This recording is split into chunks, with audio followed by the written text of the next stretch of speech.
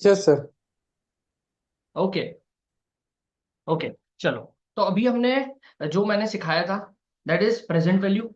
कि मैंने आपको बताया था कि अगर आपने प्रॉपर्टी प्लांट एंड इक्विपमेंट कोई भी आप परचेस करते हो, तो अगर वो प्रॉपर्टी प्लांट एंड इक्विपमेंट का अगर आपने पैसा डिफर्ड पेमेंट कर रहे हो तो उसकी प्रेजेंट वैल्यू दिखानी पड़ेगी। तो उसको कैसे शो करना है वो यहाँ पे बता दो। तो अभी आपको जो परचेस प्राइस आपकी है प्रॉपर्टी प्लांट एंड इक्विपमेंट की, जो आपकी परचेस प्राइस है दैट इज 12,430 ही है। अब जो आप री अनवाइंडिंग करोगे, अब जो आप अनवाइंडिंग करोगे दैट इज कंसिडरेबल। तो वो अनवाइंडिंग आपको कंसिडर करना पड़ेगा। तो सर अनवाइंडिंग कैसे करना है? देखो उन्होंने बोला है ईयर 12,430 जो होगा वो आपका ओपनिंग बैलेंस होगा। ठीक है, उसकी एंट्री भी मैं बता देता हूँ। उसकी एंट्री क्या होगी? सर ये रही उसकी entry. Property plant and equipment to creditor 12,430 rupees. At the beginning of property, जब आप प्रॉपर्टी परचेस करोगे उसकी एंट्री होगी property plant and equipment account debit to creditor account 12,430 rupees का आपका क्या हो जाएगा, बिगिनिंग में एंट्री होगी। सर 12,430 को अब ईयर एंड, जब ईयर एंड होगा तो आपको अनवाइंडिंग करना पड़ेगा। आपने क्या किया था, 10% पे डिस्काउंट किया था, तो वो 10% के जो डिस्काउंट किया था 10% ऐड कर दो। सर 10% ऐड किया तो आपकी वैल्यू क्या हो गई, 1243। तो आप कैलकुलेटर पे करोगे 12,430 प्लस 1243, उसके अंदर से आपने पेमेंट कर दिया 5,000 रुपए का। तो आपका क्लोजिंग बैलेंस कितना हो जाएगा, 8673। ठीक है, 8673 would be your closing balance. First year का क्लोजिंग बैलेंस सेकेंड ईयर का ओपनिंग बैलेंस बन जाएगा। उसके अंदर आप इंटरेस्ट प्लस करोगे 10% अगेन। सर ये दोनों का प्लस करोगे, उसके अंदर से 5,000 आपने जो पे कर दिया वो माइनस कर दो तो 4540 बचेगा। सर 4540 सेकेंड ईयर का क्लोजिंग है तो थर्ड ईयर का ओपनिंग बन जाएगा। वो 460 आपको क्या करना है, इन दैट सिनेरियो प्लस करना है 460 को 10%। सॉरी 10% ही है, कितना परसेंटेज, 10% था। अब मैंने मैच कर दिया। हाँ, थर्ड ईयर पे आपको थोड़ा प्रोविजनल वाइज आपको क्या करना पड़ेगा, थोड़ा मैच करना पड़ेगा। एक 5-10 रुपए का फर्क आता है, बाकी ज्यादा नहीं आता। ठीक है, तो थर्ड ईयर पे आपको क्या करना पड़ेगा, मैच करना पड़ेगा। तो हम मैच कर देंगे। जस्ट अ सेकेंड, मैं दिख रहा हूँ आपको सबको, सुनाई दे रहा है ना सबको? Yes sir. Yes sir. Yes sir. हाँ, ओके ओके ओके। ओके, तो ये 5,000 है। अब 5,000 हो गया। सर इसका अकाउंटिंग कैसे करेंगे हम लोग? तो सर अकाउंटिंग दिखा दिखा। फर्स्ट ईयर के एंड के ऊपर जितना हमने बढ़ाया था इंटरेस्ट, हमें क्या करना पड़ेगा सर, क्रेडिटर को बढ़ाना पड़ेगा। क्यों? क्योंकि अब प्रॉपर्टी प्लांट एंड इक्विपमेंट नहीं बढ़ेगा, क्रेडिटर ही बढ़ेगा। ये टाइम वैल्यू है। तो हमने interest expense account debit to creditor करना पड़ेगा 1243। 1243 interest expense account debit to creditor करना पड़ेगा, क्रेडिटर को बढ़ाना पड़ेगा। प्रॉपर्टी प्लांट एंड इक्विपमेंट का डेप्रिसिएशन इसी के ऊपर आएगा। That is again an important thing. Sir जैसे ही मैंने प्रोविजन बढ़ाया तो 5,000 का पेमेंट किया, तो सर 5,000 का पेमेंट कर देंगे क्रेडिटर टू बैंक। ठीक है। सर दूसरा तरीका भी है, इसको ये दोनों एंट्री जो है उसके उसकी जगह पे हम दूसरा एंट्री भी कर सकते हैं। क्या sir, interest expense account debit 1243, creditor account debit 3757 to bank account 5,000, ये भी हम कर सकते हैं। It is up to you. पर बेटर वे ये है कि आप लॉजिकली जाओ, इंटरेस्ट को डेबिट करो, क्रेडिटर को बढ़ाओ और क्रेडिटर को 5,000 रुपए आपने पे किए वो दिखा दो। Simple as that. क्लियर है? किसी को डाउट इसमें? हर साल फिर सेकेंड ईयर में क्या एंट्री होगी, कोई मुझे बता सकता है? सेकेंड ईयर में क्या एंट्री होगी?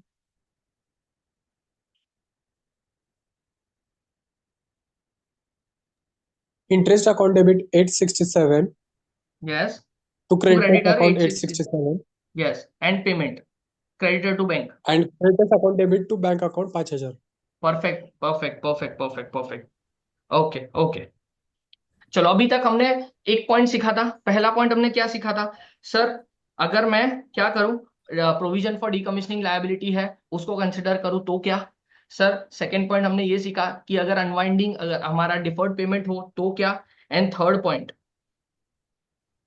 अब हम सीख रहे हैं, property plant and equipment is acquired in exchange of asset.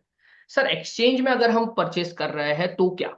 Sir exchange, अगर आप एक्सचेंज कर रहे हो तो नॉर्मली तो क्या होता है, नॉर्मली हम WDV कंसिडर करते हैं। अगर एक असेट के सामने दूसरी असेट मैंने कर दी। Just a second, just a second ना।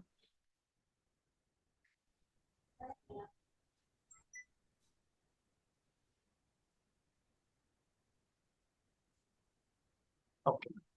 तो अगर आपके पास एक एसेट पड़ी हुई है, अगर आपको वो एसेट के सामने दूसरी एसेट परचेस कर रहे हो, मतलब एक्सचेंज कर रहे हो, तो वो एक्सचेंज में कैसे अकाउंटिंग करना है वो यहाँ पे बताया हुआ है। तो सबसे पहले आपने नॉर्मली आपके जो इंटर में आपने वो सारी चीजें सीखी होगी, तो आपने यही सीखा होगा कि आप जो एसेट परचेस कर रहे हो एक्सचेंज वैल्यू आप कंसिडर करोगे। क्या है वैल्यू कंसिडर करोगे?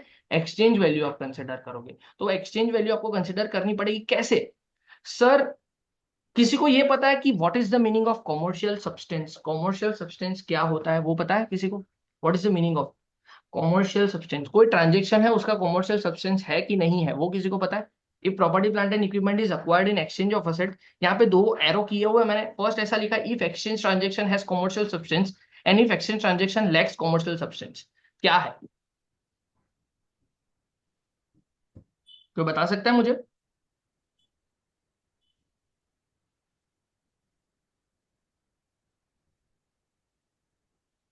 अगर उसकी वैल्यू मार्केट में अभी भी कम या ज्यादा हुई होगी तो we have to consider that. Commercial substance का मतलब?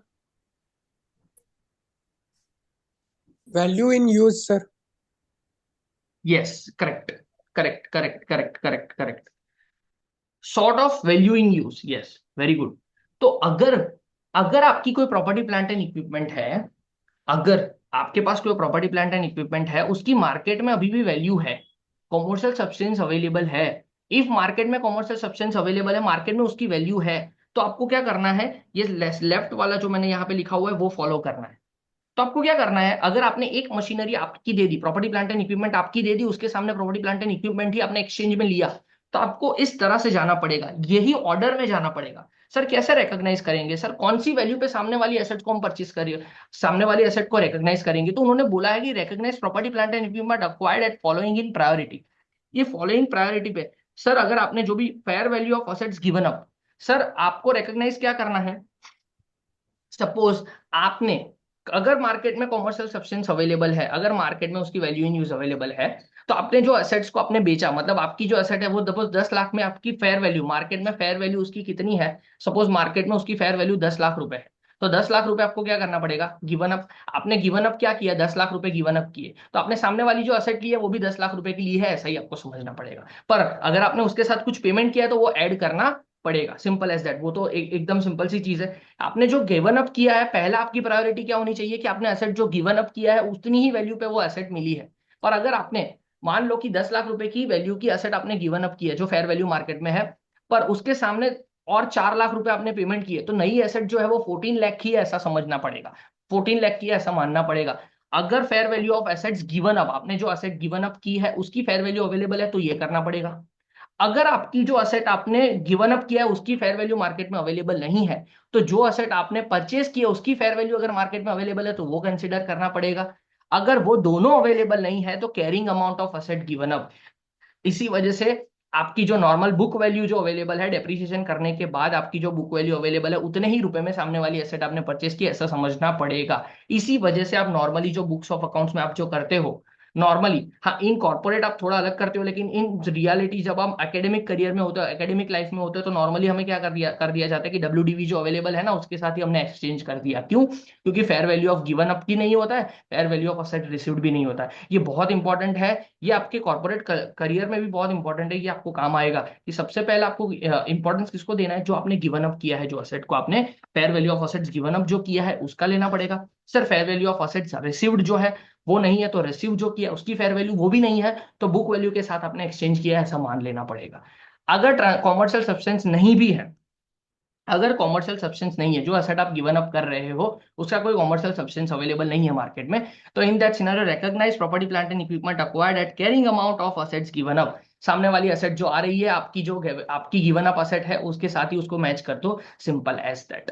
तो यहाँ पे सर नॉर्मली अगर ये दो चीज अगर एग्जामिनेशन में नहीं दी है, अगर ये दो चीज एग्जामिनेशन में आपको क्वेश्चन में नहीं दी है, तो सिंपल है, दोनों का आंसर सेम ही आएगा। क्यों? क्योंकि कैरिंग अमाउंट ही हम तो कंसिडर कर रहे हैं, हम तो कैरिंग अमाउंट ही कंसिडर कर रहे हैं अल्टीमेटली। ठीक है, इसी वजह से ये आपको, ओके, हर एक चीज जो मैं सिखा रहा हूँ उसके सम्स भी मैं दूंगा, हर एक चीज जो सिखा रहा हूँ उसके सम्स भी आपको PDF में दूंगा।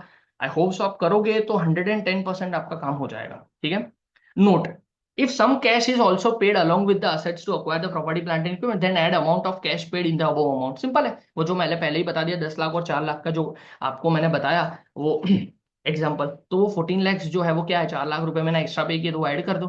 If some cash is also received along with the prepay in exchange, then deduct amount of cash received from the above amount। Simple है, कोई कैश मिला तो माइनस कर दो उतना अमाउंट, अगर कैश पे किया तो उतना अमाउंट ऐड कर दो, simple as that. Commercial substance का उन्होंने मैंने आपको बता भी दिया, आपको एग्जांपल भी यहाँ पे दिया है। Commercial substance means which affects cash flow of the entity, मतलब future economic benefit cash flow को अफेक्ट कर रहा है। As an example, a commercial substance, if we acquire property, plant and equipment producing 10,000 units by giving property, plant and equipment producing 8,000 units, as an example of lack of commercial substance, if we exchange our warehouse with other entities warehouse in the same area। Commercial substance मतलब क्या, जो आपके cash flow को affect करेगा ultimately. मतलब suppose यहाँ पे sir आपको बोलूं, फर्स्ट वाला जो एग्जांपल है वो कॉमर्शियल सब्सटेंस का है, क्या कि सर मैंने एक 10,000 यूनिट प्रोड्यूस करता हुआ प्रॉपर्टी प्लांट एंड इक्विपमेंट लिया, उसके सामने 8,000 प्रोड्यूस करता हुआ वेयर हाउस लिया, तो उसकी वजह से क्या होगा, सेटल करने के लिए कुछ कैश की जरूरत होगी। सेटल करने के लिए कुछ कैश या तो मुझे देना पड़ेगा या तो मुझे कुछ लेना पड़ेगा। क्यों? क्योंकि दोनों की वैल्यू मार्केट में अलग होगी।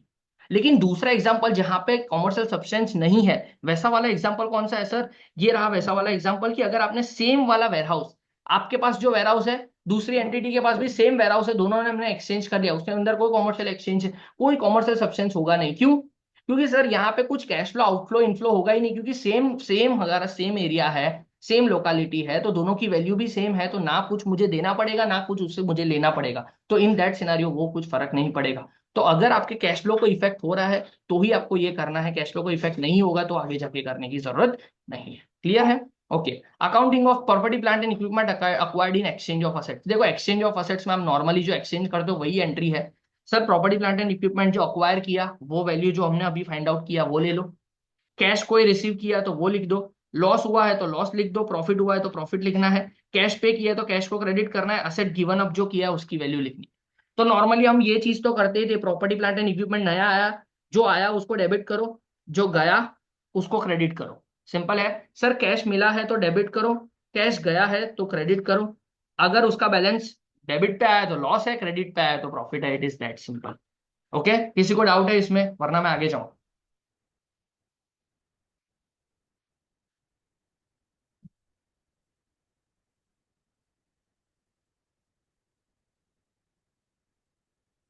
ये चीज इसी को मैंने बाइफरकेट करके लिखा हुआ है, ये एंट्री को ही, तो ये नहीं भी पढ़ोगे तो चलेगा। कोई डाउट है?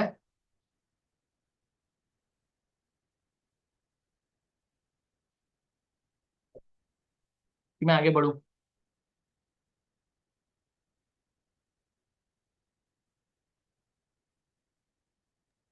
No doubt sir. Okay. Okay. देखो अब डेप्रीशिएशन आता है। सर मेथड ऑफ डेप्रीशिएशन, देखो डेप्रीशिएशन की मेथड, इन डेज आपको 3 तरह की डेप्रीशिएशन मेथड अलाउ करता है।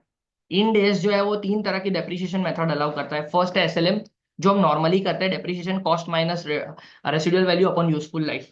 दूसरा है diminishing reducing, that is reducing balance method, opening carrying amount into depreciation rate करोगे तो डेप्रीशिएशन मिल जाएगा। यूनिट्स ऑफ प्रोडक्शन मेथड, ये प्रोडक्शन बेस्ड मेथड आपने इंटर में किया होगा कि जब आप परचेस करते हो तब आप क्या करते हो, नॉर्मली एक फ्यूचर का टोटल एस्टिमेट करते हो कि फ्यूचर में कितने टाइम तक कितना प्रोडक्शन करेगा ये अमाउंट, ये हमारा मशीनरी जो है, ये हमारा प्रॉपर्टी जो पीपीई जो है वो कितना हमारा प्रोडक्शन करके देगा, और जितना जितना प्रोडक्शन करोगे उसके प्रपोर्शन के अंदर ये डेप्रिसिएशन आपको चार्ज करना पड़ेगा। तो units of production method, depreciation is charge in the ratio of estimated production unit. ठीक है, नोट।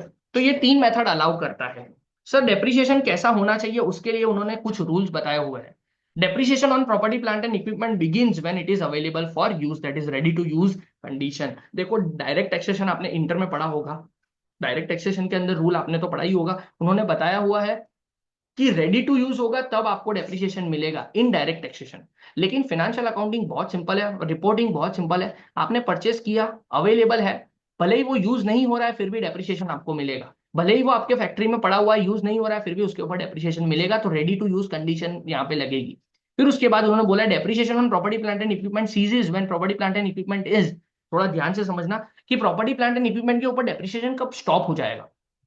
तो उन्होंने ये बोला है कि अगर पीपी सोल्ड हो जाएगा तो डेप्रिसिएशन नहीं मिलेगा, उसके बाद सिंपल है, वो तो क्लियर है। और दूसरा, अगर वो प्रॉपर्टी प्लांट एंड इक्विपमेंट जो है वो हेल्ड फॉर सेल की तरह कंसिडर हमने कर दिया, हालांकि इन डेज 105 आपको है नहीं, पर फिर भी थोड़ा बहुत आपको ऊपर से नॉलेज दे देता हूं कि ये क्या है। सपोज हमारे पास कोई बड़ा सा बिजनेस है, उसके अंदर छोटे छोटे यूनिट्स है, तो छोटे छोटे जो यूनिट्स है, वो एक यूनिट ऐसा हमारे पास पड़ा हुआ है कि वो यूनिट अगर मैं चलाऊंगा उससे ज्यादा मुझे फायदा होगा अगर मैं उसको बेच दूंगा।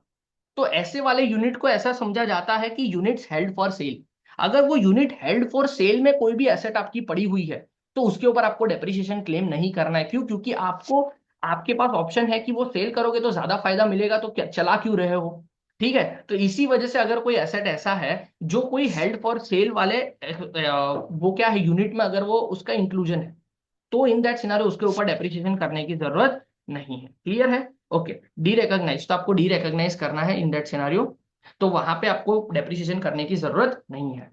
फिर उसके बाद आता है sir depreciation on property plant and equipment consisting of land and building both, as an example office building, factory building. तो सर आपको कैसे करना है डेप्रिसिएशन, लैंड के ऊपर कैसे करना है, बिल्डिंग के ऊपर कैसे करना है? तो यहाँ पे बहुत इंपॉर्टेंट है सर, लैंड जो है तो वो तो अप्रिशिएटिंग एसेट है, उसके ऊपर डेप्रिसिएशन करने की जरूरत नहीं है। पर सर बिल्डिंग जो है वो डेप्रिसिएशन एसेट है, उसके ऊपर जो आपको क्या करना पड़ेगा, एक एस्टिमेशन लेना पड़ेगा, उसके ऊपर डेप्रिसिएशन आप कर सकते हो। तो वही लिखा हुआ देखो, depreciation on plant and property plant and equipment consisting on land and building and both, is an example office building, factory building. On land cost no depreciation will be charge as its useful life is unlimited. Useful life unlimited होती है, उसके appreciating asset है, इसी वजह से land के ऊपर कोई डेप्रिसिएशन नहीं आता। लेकिन on building cost depreciation will be charge as its useful life is limited. ठीक है। Fourth point, if there is a change in depreciation method, useful life, residual life, it is change in accounting estimate. देखो ये थोड़ा accounting estimate जो है ना, वो end S 8 में आपको मैं बताऊंगा what is the meaning of accounting estimate. देखो अकाउंटिंग एस्टिमेट मतलब उन्होंने ये बोला है कि कई बार होता है कि हम जब परचेस करते हैं ना हमारी मशीनरी, तब मैंने सोचा, एग्जांपल देता हूँ, सपोज मैं 0 ईयर पे जब मैंने परचेस किया कोई मशीनरी को, तो मैंने सोचा ये 10 साल तक चलेगी, ये मैंने इस पॉइंट पे सोचा। लेकिन 1 साल जैसे ही खत्म हुआ तो मेरा एक्सपेक्टेशन चेंज हो गया। मेरा एक्सपेक्टेशन चेंज हुआ कि ये 10 साल नहीं चलेगी, 8 साल ही चलेगी। तो अब मेरा एक्सपेक्टेशन 8 साल के हिसाब से डेप्रिसिएशन करना चाहिए ना मुझे। तो ये जो डेप्रिसिएशन का आपका एक्सपेक्टेशन चेंज हुआ है उसको बोलते हैं कि आपने क्या किया, अकाउंटिंग एस्टिमेट आपका चेंज किया, आपने अकाउंटिंग एस्टिमेट चेंज किया। तो इसी वजह से आपको इसके ऊपर प्रोस्पेक्टिव इफेक्ट देनी है, रेट्रोस्पेक्टिव इफेक्ट नहीं देनी है। अभी से नेक्स्ट ईयर, मतलब उन्होंने ये बोला कि अगर आपका सपोज मान लो कि 0 ईयर के ऊपर, इसे एग्जाम्पल सारे दिए हुए, डोंट वरी, इसके एग्जाम्पल सारे दिए हुए हैं मैंने, अभी तो मैं सिर्फ समझा रहा हूँ कि सपोज 0 ईयर के ऊपर मैं क्या करूंगा, मेरा 10,000 का खर्चा होगा तो डिवाइड बाई 10 करके खत्म कर दूंगा। डिवाइड बाई 10 किया, 1,000 रुपए का डेप्रिसिएशन होना चाहिए, दैट्स इट। तो अब नेक्स्ट ईयर के स्टार्टिंग में जब मैं जाऊंगा तब मेरी 9,000 रुपए की मेरी क्या हो जाएगी, 9,000 रुपए की मेरी ओपनिंग बैलेंस हो जाएगी। तो फर्स्ट ईयर के एंड के ऊपर, सेकंड ईयर के एंड के ऊपर जब मैं गया तब मेरा एस्टिमेशन चेंज हो गया कि 8 साल में ही मुझे तो खत्म करना है।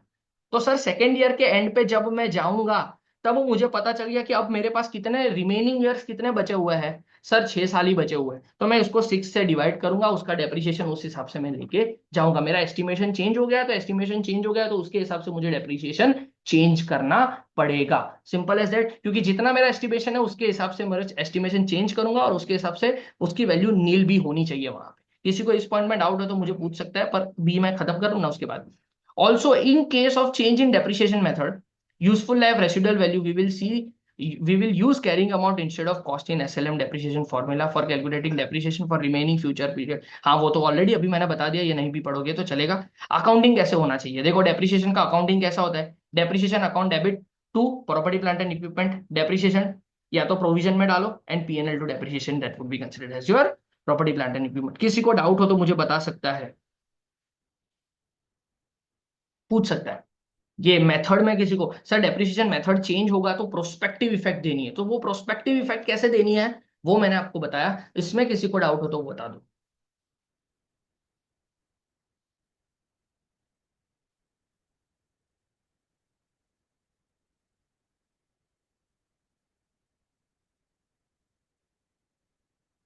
No doubt.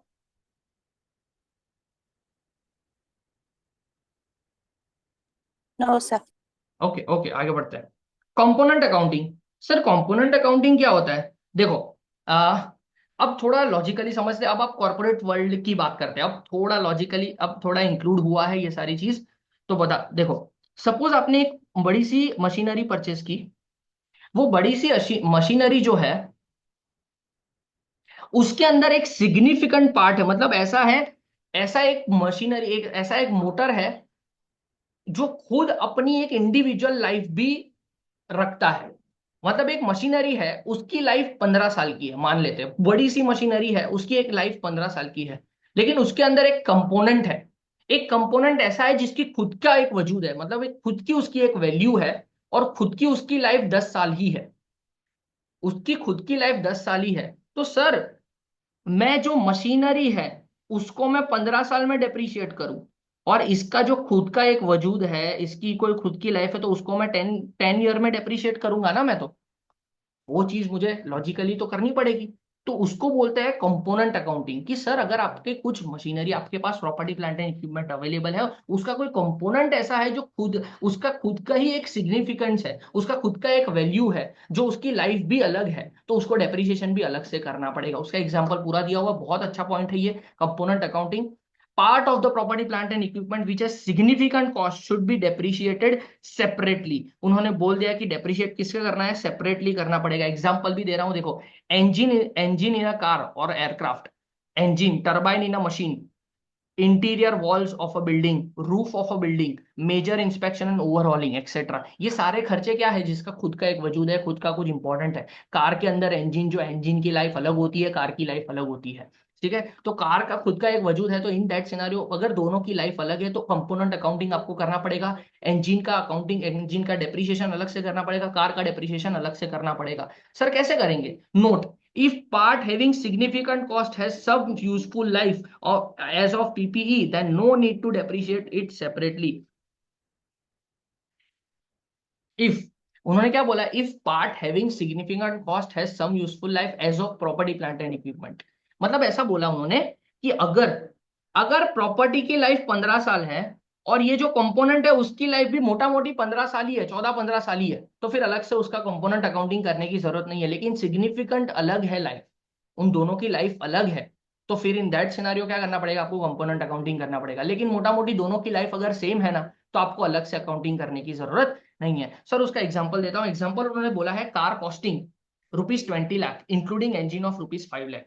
एक कार है 20 लाख रुपए की, उसके अंदर इंजन 5 लाख रुपए का है। Useful life of car is 30 years but engine is of 5 years. देखो, कार की यूजफुल लाइफ कितनी है सर, 30 ईयर्स की है, लेकिन इंजन की यूजफुल लाइफ कितनी है, 5 साल है। तो यहाँ पे कंपोनेंट अकाउंटिंग करना पड़ेगा। तो उन्होंने बोला देखो, depreciation on car engine, car engine के ऊपर डेप्रिसिएशन कितना होगा, 5 साल, 5 लाख के 5 साल के अंदर, तो 1 लाख रुपए का डेप्रिसिएशन होगा।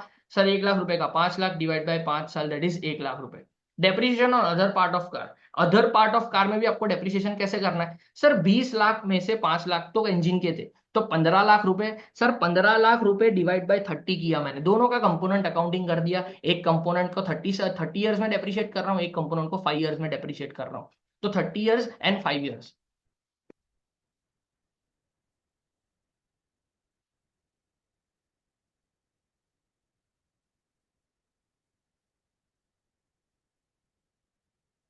ओके, ठीक है, आगे बढ़ते हैं। 5 lakh divide by 5, that is 1 lakh, and 15 lakh divided by 30, तो वो दोनों चीज आ जाएगी। Sir carrying amount of car at first year and के ऊपर कैरिंग अमाउंट कितना हो जाएगा सर, 5 लाख में से 1 लाख का डेप्रिसिएशन चला गया तो 4 लाख रुपए की उसकी WDV, एंड दूसरा 15 लाख में से 50,000 का डेप्रिसिएशन चला गया तो उसकी 14,50,000 की WDV। 14,50,000 plus 4 lakh, that is 18,50,000 rupees का आपका WDV आ जाएगा। इफ पार्ट, उन्होंने बोल दिया, if part having significant cost is replaced, then cost of new part is added to the carrying amount of PP and carrying amount of the old part is derecognized from the carrying amount of property plant and equipment। ये मैं बताता हूँ, ऊपर की कोई चीज आपको doubt हो, ये वाली चीज में किसी को डाउट हो तो मुझे बता दो, ये नॉर्मल मैंने अकाउंटिंग अभी जो बताई उसमें।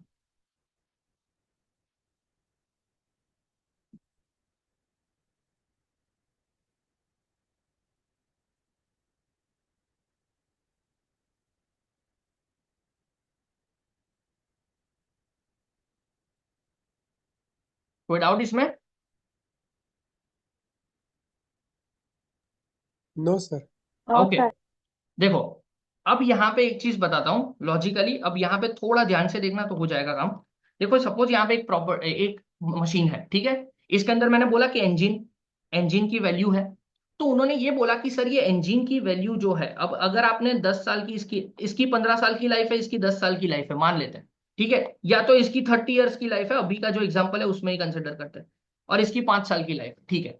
सर अब ये वाला मैंने इंजन सेल कर दिया, ये वाला इंजन मैंने सेल कर दिया, तो अगर ये वाला इंजन मैं सेल करता हूं, तो उन्होंने क्या बोला है, ये एएस क्या बताना चाहता है, ये एएस ये बताना चाहता है कि अगर आपने ये वाली एसेट को आपने सेल कर दिया, तो इसको हटा दो, इसका पूरा वजूद आपके कॉस्ट में से हटा दो, और नया वाला जो परचेस किया उसकी पूरी कॉस्ट इसके अंदर ऐड कर दो। मतलब क्या बोला कि सर नया वाला जो कंपोनेंट आप इसको हटा दिया और नया वाला जो लेके आए, तो नया वाले का पूरा कॉस्ट आप ऐड कर दो अपनी प्रॉपर्टी प्लांट एंड इक्विपमेंट में, और पुराने वाले का जितना भी WDV पड़ा हुआ है आपके पास वो पूरा का पूरा नलीफाई कर दो, उसको पूरा का पूरा निकाल दो। क्यों? क्योंकि अब से जब वो चालू होगा, अब से जब ये मशीन शुरू होगा तो नई वाली मोटर के साथ शुरू होगा, पुरानी वाली मोटर के साथ नहीं होगा। तो जो चीज आपके पास पड़ी नहीं है उसको क्या कर दो, नलीफाई कर दो। वो चीज उन्होंने बोली है। तो यहाँ पे वही लिखा हुआ है, if part having significant cost is replaced then cost of new part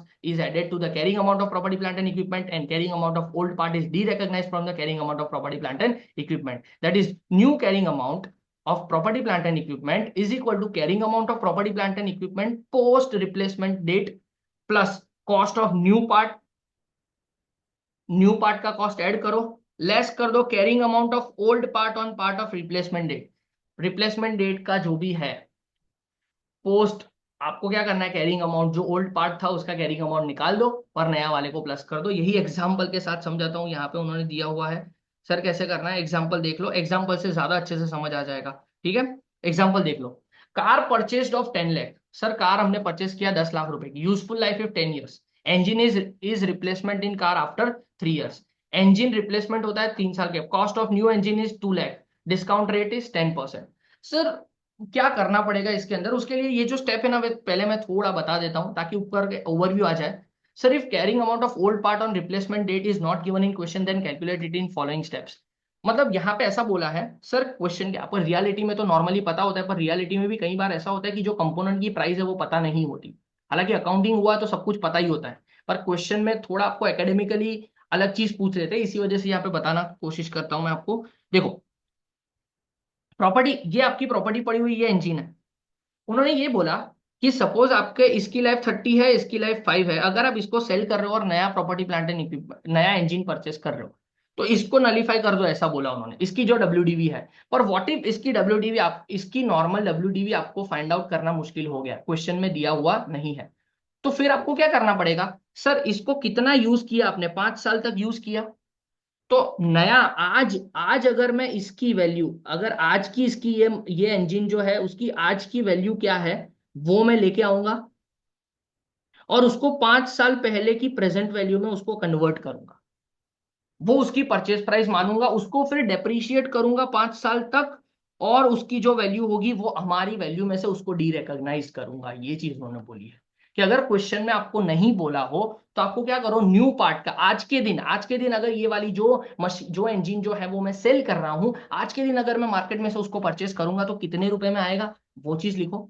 उसको प्रेजेंट वैल्यू में कन्वर्ट करो कि जब मैंने परचेस किया था ये इंजन तब मैं लेके जाऊंगा, तो उसको प्रेजेंट वैल्यू के हिसाब से डिस्काउंटिंग करूंगा और डिस्काउंटिंग करके उसका प्रेजेंट वैल्यू निकालूंगा। सर प्रेजेंट वैल्यू निकालने के बाद उन्होंने बोला है कि उसको डेप्रिशिएट करके जिस जिस साल आपने रिप्लेस किया उस साल तक लेके आओ और उसको क्या कर दो, अपनी करंट कैरिंग अमाउंट में से माइनस कर दो उतना अमाउंट और नया वाला इंजन का अमाउंट प्लस कर दो। तो सर वही चीज पूरी एक्सप्लेन की हुई है, यहाँ पे लिखा हुआ भी वही है, तो यही यहाँ पे एक्सप्लेन करता हूँ। देखो यहाँ पे भी बोला है, car purchase of 10 lakh, sir 10 lakh रुपए की कार परचेस की है, useful life is 10 years, engine is replacement in car after 3 years, cost of new engine is 2 lakh, discount rate is 10%। Sir solution, सबसे पहले मैंने आपको बताया कि sir carrying amount of new car on replacement date. Sir car replacement date 3 साल के बाद replace होगा इंजन, सर इंजन का कॉस्ट अलग से बताया हुआ नहीं है, तो हम क्या करेंगे सर, पहले तो कैरिंग अमाउंट निकालेंगे रिप्लेसमेंट के बाद प्रॉपर्टी प्लांट एंड इक्विपमेंट का एज अ होल। तो सर 3 साल का डेप्रिसिएशन है तो 10 साल चलेगा, तो इन दैट सिनेरियो 3 लाख रुपए मुझे माइनस करने पड़ेंगे, तो 3 लाख रुपए मैंने माइनस किए तो 7 लाख रुपए का मेरा कैरिंग अमाउंट आ गया। अब सर हमें जो ओल्ड इंजन जो हमने बदला उसका प्राइम उन्होंने दिया हुआ नहीं है, तो इन दैट सिनेरियो हमें क्या करना पड़ेगा, उसका टाइम निकालना पड़ेगा।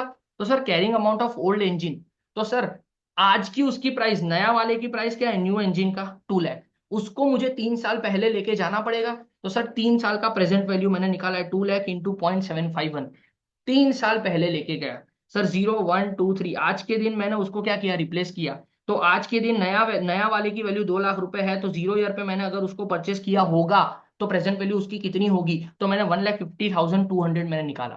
सर 1,50,200 वाली मशीन वाले इंजन को मैंने 3 साल यूज किया है, तो 3 साल का डेप्रिसिएशन मुझे माइनस करना पड़ेगा। तो सर 3 साल का डेप्रिसिएशन मैं माइनस करता हूँ, तो 3 डिवाइड, उसका देखो उसकी लाइफ भी पता नहीं है। अब उसकी लाइफ पता नहीं, तो उसको मैंने क्या किया, 10 साल में बांट दिया, तो 3 साल का डेप्रिसिएशन उसका जो है मैंने कंसिडर कर लिया। तो अब मैं उसको क्या कर रहा हूँ, 3 साल का डेप्रिसिएशन में माइनस कर रहा हूँ, 1,50,200 माइनस 1,50,200 इंटू 3/10।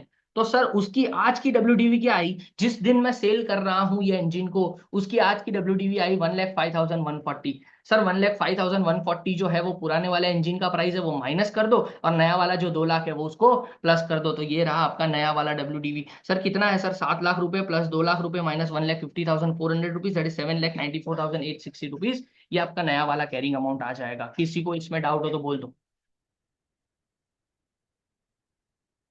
इस वाले टॉपिक में, कंपोनेंट अकाउंटिंग में किसी को डाउट हो तो बोल दो।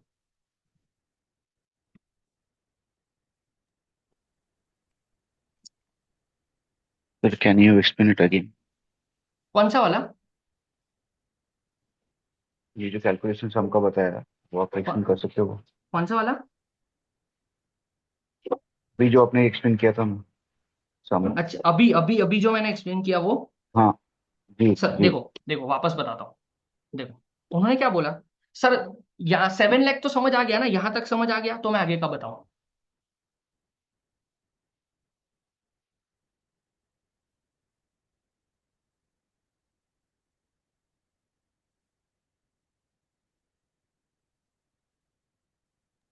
हाँ वो समझ में आया। हाँ, ओके ओके। देखो अब उन्होंने ये बोला है कि नया इंजन हमने डाला, तो सर नया इंजन का 2 लाख का खर्चा है वो तो मैं लिख ही दूंगा, तो सर मैंने 7 लाख के अंदर 2 लाख प्लस कर दिया, ये रहा। पर सर पुराने वाला जो इंजन है उसका डब्ल्यू कितना है जो मुझे नलीफाई करना पड़ेगा। तो सर पुराने वाला जो पुराने वाला इंजन है उसका कोई दाम मुझे दिया हुआ नहीं है, कितना कितना दाम है वो दिया हुआ नहीं है सर।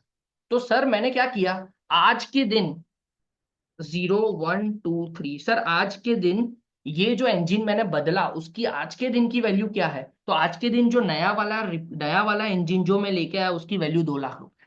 तो सर आज के दिन मैं नया वाला जो इंजन लेके आया उसकी वैल्यू 2 लाख रुपए है। तो 2 लाख रुपए आज के दिन 2 लाख है। सर ऐसा ही इंजन मैंने जब फर्स्ट ईयर के स्टार्टिंग के ऊपर जब ये पीपीई मैंने परचेस किया था, तब उसकी वैल्यू क्या होगी। तो मुझे क्या करना पड़ेगा, इसको प्रेजेंट वैल्यू में लाना पड़ेगा, 3 साल पहले लेके जाना पड़ेगा। तो सर मैं 3 साल पहले लेके गया इसको, तो 3 साल पहले लेके गया ना, तो उसकी वैल्यू आई 1,50,200। तो सर जब मैंने प्रॉपर्टी प्लांट एंड इक्विपमेंट जब मैंने कार परचेस की होगी, तब उसके अंदर जो मेरा इंजन होगा उसकी वैल्यू मोटा मोटी 1,50,200 की होगी। अब मैं क्या करूंगा, आज के दिन उसको चेंज किया तो आज के दिन की उसकी वैल्यू लानी पड़ेगी। तो अब मैं फ्यूचर वैल्यू नहीं कर सकता, उसको मैंने यूज किया है, उसको मैंने क्या किया, ये वो इंजन को मैंने यूज किया है, तो I have to depreciate that asset to find the WDV on this date. क्योंकि इस डेट के ऊपर मैंने नया वाला इंजन लगा दिया, तो 2 लाख रुपए तो प्लस करने पड़ेंगे। पर पुराने वाले की डब्ल्यूडीवी तो मुझे माइनस करनी पड़ेगी ना, क्योंकि वो इंजन में अब नहीं यूज करने वाला हूं, वो इंजन अब चला जाएगा। तो वो इंजन अगर मैं नहीं यूज करने वाला तो उसको मुझे माइनस करना पड़ेगा, तो वो माइनस करने के लिए मुझे उसकी डब्ल्यूडीवी निकालनी पड़ेगी। तो मैंने क्या एक्सपेक्ट किया कि सर फर्स्ट ईयर के ऊपर 1,50,200 का इंजन था, उसको मैं कितने साल तक यूज करने वाला था, प्रॉपर्टी प्लांट एंड इक्विपमेंट के बाद 10 साल तक यूज करने वाला था, तो उसकी मैं डब्ल्यूडीवी निकालूंगा। अब इसको डिवाइड बाय 3 मत कर देना, वरना तो यहाँ पे 0 हो जाएगा। तो उसकी कोई आज डब्ल्यूडीवी नहीं है, ऐसा नहीं हो सकता। ठीक है, ऐसा नहीं हो सकता। अगर उसकी कंपोनेंट अकाउंटिंग अलग से होती तो 0 हो जाता। लेकिन अगर मैंने कंपोनेंट अकाउंटिंग अलग से की ही नहीं है, तो अगर मैंने कंपोनेंट अकाउंटिंग अलग से की ही नहीं है, तो उसकी लाइफ भी प्रॉपर्टी प्लांट एंड इक्विपमेंट जितनी होगी, ऐसा ही मैंने सोचा था। तो उसको मैंने क्या किया, 10 साल तक सोचा था, तो सर उसको मैंने यूज कितना किया, 3 साल तक यूज किया। तो उसका 3 साल तक का डेप्रिसिएशन मुझे क्या करना पड़ेगा, माइनस करके थर्ड ईयर पे उसको लेके आना पड़ेगा। तो मैंने थर्ड ईयर पे लेके आया, देखो carrying amount of old engine 1,50,200 मैंने लिखा, उसमें से मैं माइनस कर रहा हूँ सर 1,50,200 इंटू 3/10। 3 साल का डेप्रिसिएशन उसका कितना है वो मैंने माइनस कर दिया। तो 1,05,140 would be considered as your WDV on third year. तो इसी वजह से 1,50,140 मैंने माइनस कर दिया। अभी डाउट? No sir. हाँ, नो सर, समझ गए। समझ आ गया है ना? Thank you. नहीं, मैं पूछ रहा हूँ ऐसे ही कि समझ आ गया, जी आ कंप्लीटली गया। नहीं आया तो वापस बता सकता हूँ। नहीं सर, आ गया, थैंक यू। आ गया? Okay okay okay good. चलो, subsequent recognition of property plant and equipment at each balance sheet date. Sir हर एक बैलेंस शीट की डेट के ऊपर आपको सब्सिक्वेंट रिकॉग्निशन करना पड़ेगा। तो sir property plant and equipment, अभी तक हमने समझा कि प्रॉपर्टी प्लांट एंड इक्विपमेंट अगर मैं परचेस करूंगा तो कितने रुपए के ऊपर मैं रिकॉर्ड करूंगा, क्या रिकॉर्ड करूंगा, वो सारी चीज हमें बता दी गई। तो सर अब ईयर एंड के ऊपर जब हम डेप्रिसिएशन लिखते हैं तो उसके बाद हमारे पास कोई ऑप्शन है क्या? तो हाँ, प्रॉपर्टी प्लांट एंड इक्विपमेंट जो एएस है वो आपको ऑप्शन देता है, वो आपको ये बताता है कि आपको क्या करना है। तो जब आप प्रॉपर्टी प्लांट एंड इक्विपमेंट आप कंसिडर करते हो तो ईयर एंड के ऊपर आपके पास पहली बार जब आप property plant and equipment purchase करते हो ईयर एंड के ऊपर, उसके ईयर एंड के ऊपर आपके पास ऑप्शन होते हैं, दो ऑप्शन होते हैं। एक ऑप्शन होता है कि आप कॉस्ट मॉडल ही फॉलो करो, दैट इज हर एक कंपनी नॉर्मली यही फॉलो करती है क्योंकि उसके अंदर झमेले कम होते हैं, ताकि आपका कॉस्ट के ऊपर डेप्रिसिएशन होता रहे और नील हो जाए। तो एक ऑप्शन होता है कॉस्ट मॉडल और दूसरा ऑप्शन होता है रिवैल्यूएशन मॉडल। एक ऑप्शन होता है कॉस्ट मॉडल, दूसरा ऑप्शन होता है revaluation model.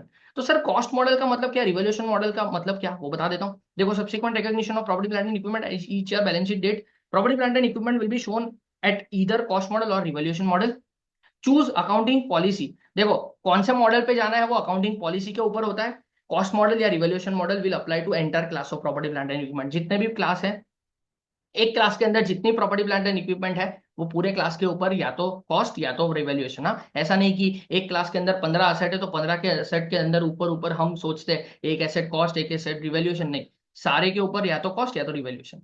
Sir cost model जो आप नॉर्मली फॉलो करते हो वही होता है। सर कॉस्ट मॉडल मतलब नॉर्मली आप जो फॉलो करते हो वही है, carrying amount is equal to cost minus accumulated depreciation या accumulated impairment loss. Impairment loss हम जब इंपेयरमेंट का एस पढ़ेंगे तब मैं बताऊंगा, अभी के लिए सिर्फ याद रख लो कि कॉस्ट में से डेप्रिसिएशन एंड इंपेयरमेंट लॉस हमें क्या करना है, माइनस करना है। तो उसकी नॉर्मल वैल्यू मिलती जाएगी, जो आप 11 स्टैंडर्ड से करते हो वही आएगा, नॉर्मल अकाउंटिंग है। पर सर व्हाट इज अब revaluation? Class of property plant and equipment means asset having similar nature and use, that is land and building machinery and furniture, वो तो लिखा है। सर रिवैल्यूएशन मॉडल क्या है? रिवैल्यूएशन मॉडल मतलब क्या सर, हर साल के एंड के ऊपर, हर साल के एंड के ऊपर आपको क्या करना पड़ेगा, मैं यहाँ पे लिख रहा हूँ, हर साल के एंड के ऊपर, सपोज 0 ईयर पे आपने परचेस किया, फर्स्ट ईयर के एंड के ऊपर, फर्स्ट ईयर के एंड के ऊपर आपको क्या करना पड़ेगा, चेक करना पड़ेगा। सर सपोज मैंने 1 लाख रुपए की एसेट परचेस की, 10 साल चलेगी, तो फर्स्ट ईयर के एंड के ऊपर उसकी डेप्रिसिएशन करने के बाद उसकी वैल्यू 90,000 आएगी। तो आपको उस साल, हर साल के एंड के ऊपर, हर साल के एंड के ऊपर उसकी आपके मार्केट में फेयर वैल्यू कितनी है वो जाननी पड़ेगी, वो एसेट की, जिसके ऊपर आपने fair value method, fair value option आपने अप्लाई किया। तो मार्केट में उसकी वैल्यू क्या है, सपोज मान लो कि 90,000 की आज की वैल्यू है, मार्केट में उसकी वैल्यू 1 लाख, आज 1,20,000 रुपए बोल रही है। तो आपको 90,000 को इंक्रीज करके 1,20,000 तक पहुंचाना पड़ेगा, तक जाना पड़ेगा। तो रिवैल्यूएशन अकाउंटिंग आपको करनी पड़ेगी। तो इन दैट सिनेरियो आपको क्या करना पड़ेगा, 30,000 रुपीज इंक्रीज करना पड़ेगा, 30,000 रुपीज इंक्रीज करना पड़ेगा। तो 30,000 रुपीज इंक्रीज करोगे तो क्या करोगे सर, आज की वैल्यू तो मुझे क्या करनी पड़ेगी, asset account debit to revaluation reserve, revaluation surplus account या रिवैल्यूएशन रिजर्व अकाउंट। क्यों? क्योंकि सर एसेट की वैल्यू 30,000 से बड़ी तो लायबिलिटी साइड पे भी कुछ तो बढ़ाना पड़ेगा ना। तो वो चीज जब बढ़ानी पड़ेगी तो वो चीज भी मुझे क्या करनी पड़ेगी, रिकॉर्ड करनी पड़ेगी। तो वो चीज यहाँ पे बताई हुई है। तो रिवैल्यूएशन मॉडल मतलब क्या, हर साल के एंड के ऊपर आपको क्या करना पड़ेगा, मार्केट में उसकी फेयर वैल्यू लेनी पड़ेगी और यहाँ पे डालनी पड़ेगी। ठीक है, मैं नया लिंक भेजता हूँ आपको जल्दी से, और वहां पे आप ज्वाइन हो जाओ। डन? Yes sir.